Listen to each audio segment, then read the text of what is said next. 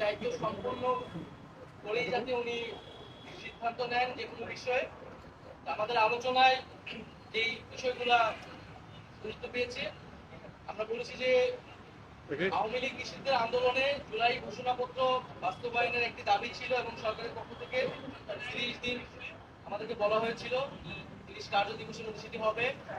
নির্ধারিত সময়ের মধ্যে যাতে জুলাই ঘোষণাপত্র জারি করা হয়, প্রদান করা হয়, সেই বিষয়ে আমরা আহ্বান জানিয়েছি এবং সরকারের পক্ষ থেকে, ডক্টর ইউনূসের পক্ষ থেকে আমাদেরকে আশ্বস্ত করা হয়েছে।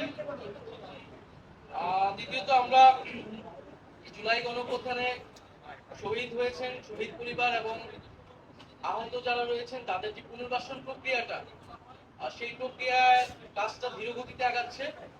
সঞ্চয়পত্র গণঅভ্যুত্থান অধিদপ্তর থেকে যে সঞ্চয়পত্র দেওয়ার কথা ছিল সেটি এখনো সকল শহীদ পরিবার পায়নি। মাসিক ভাতা দেওয়ার কথা ছিল, সেই ভাতা দেওয়াটি এখনো শুরু হয়নি। আমরা বলেছি যাতে দ্রুত সময়ের মধ্যেই প্রতিশ্রুতিকৃত সকল যে দাবি, আর্থিক সহায়তা সহ পুনর্বাসনের সেই বিষয়টি যাতে নিশ্চিত করা হয়। তৃতীয়ত, শেখ হাসিনার আমলে হওয়া জাতীয় এবং স্থানীয় পর্যায়ে সকল নির্বাচনকে আমরা আনুষ্ঠানিকভাবে অবৈধ ঘোষণা করতে বলেছি। কারণ সেই সময়টা শেখ হাসিনা একটি ফ্যাসিবাদী শাসন ব্যবস্থায় ইলেকশন করেছিল এবং মানুষের ভোটাধিকার হরণ করেছিল। রাতের ভোট হয়েছে, দামি নির্বাচনের ভোট, দামি প্রার্থীর ভোট হয়েছে। ফলে সেই নির্বাচনগুলো নিয়ে প্রশ্ন রয়েছে এবং এই নির্বাচনগুলোকে সেই সময়ের বিরোধী রাজনৈতিক দলগুলোও বিভিন্ন সময় প্রত্যাখ্যান করেছে। আমরা মনে করি যে সেই নির্বাচনগুলো থেকে আবার সেই নির্বাচনগুলোকে আবার আদালতে নিয়ে যে এক ধরনের পরিস্থিতি তৈরি করা হচ্ছে, সেই বিশৃঙ্খলা এড়াতে সেই পূর্বের নির্বাচনগুলোকে আইনগতভাবেই অবৈধ ঘোষণা যাতে করা হয়।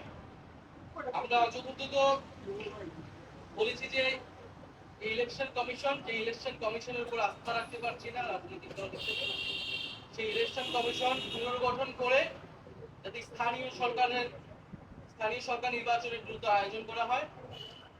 এর ফলে নাগরিক সেবা যে দুর্ভোগটি হচ্ছে, নাগরিক সেবা পাচ্ছে না জনগণ, সেটি নিশ্চিত করা সম্ভব হবে। আর সর্বশেষ আমরা বলেছি যে বিচার, জুলাই গণহত্যার বিচার এবং সংস্কার প্রক্রিয়া চলমান এবং সংস্কারের যে জুলাই সনদ ঘোষণা হওয়ার কথা এবং যে আমরা নির্বাচনের কথা বলছি, গণপরিষদ এবং আইনসভা নির্বাচন, এই তিনটি সমন্বিত একটি পরিকল্পনা, সুনির্দিষ্ট পরিকল্পনা বা রোডম্যাপ যাতে একত্রে সরকার ঘোষণা করে এবং আমাদের যে গণঅভ্যুত্থানের প্রতিশ্রুতি ছিল সংস্কার, বিচার, সেটির মধ্যে দিয়ে আসলে বাস্তবায়ন করা সম্ভব।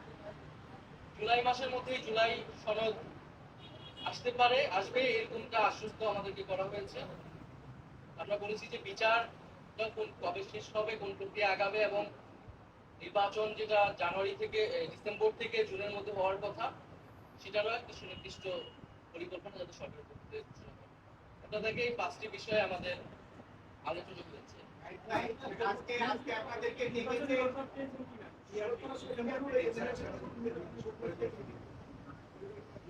আমরা একই সাথে সমন্বিতভাবে 3টা বিষয়ের একত্রে একটা রোডম্যাপ চেয়েছি, যেখানে জুলাই গণহত্যার বিচার, সংস্কার বা জুলাই সনদ এবং আমরা যে গণপরিষদ এবং আইনসভা নির্বাচন যাচ্ছি সেটি সমন্বিত একটি।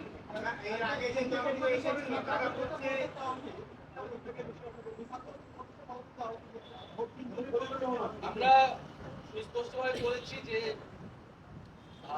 ছাত্র উপদেষ্টা যারা রয়েছেন তারা গণঅভ্যুত্থানের প্রতিনিধি আকারে সেই প্রেক্ষিতে সরকারকে গিয়েছিলেন, সরকারকে বৈধতা দিয়েছে।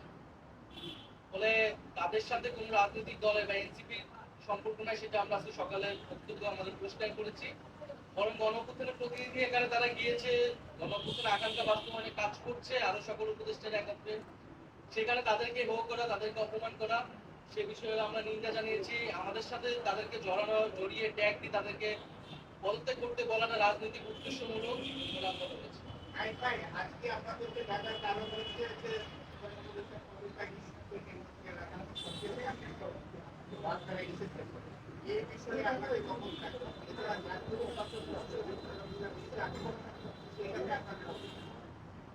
আমি বলেছি যে উনি যাতে দায়িত্বে থাকেন, দায়িত্ব থেকে রাজনৈতিকভাবে আলোচনার মাধ্যমে সকল পক্ষের সকল সমস্যার সমাধান করেন।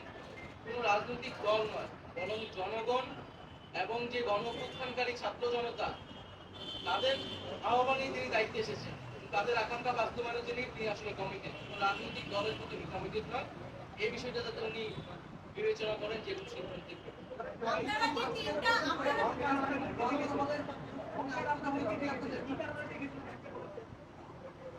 বর্তমান যে পরিস্থিতি, সেই পরিস্থিতি নিয়ে আলোচনা করতে উনি কাজ করতে পারছেন না, সে বিষয়ে উনি দায়িত্ব ছেড়ে দেবেন কিনা এই বিষয়ে ওনার চিন্তা ভাবনা রয়েছে। এটা তো অলরেডি মিডিয়া এবং সোশ্যাল মিডিয়ায় এসেছে, সেই প্রেক্ষিতেই আজকের এই বৈঠক।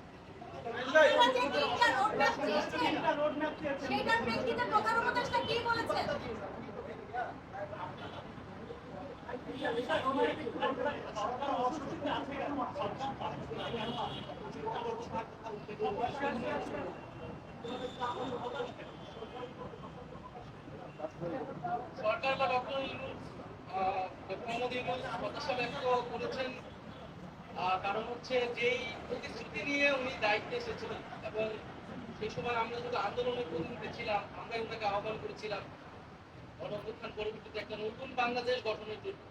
এবং শুধু ডক্টর মোহাম্মদ ইউনূস বা এই সরকার নয়, সেই সময় যারা আমরা আন্দোলন করেছিলাম, ফ্যাসিবাদ বিরোধী রাজনৈতিক দলের নেতৃবৃন্দ সকলেই কিন্তু সেই প্রতিশ্রুতি জনগণের কাছে ব্যক্ত করেছিল যে একটি নতুন বাংলাদেশ এবং সেই সংস্কারের মধ্যে দিয়ে নতুন বাংলাদেশ পাওয়া সম্ভব।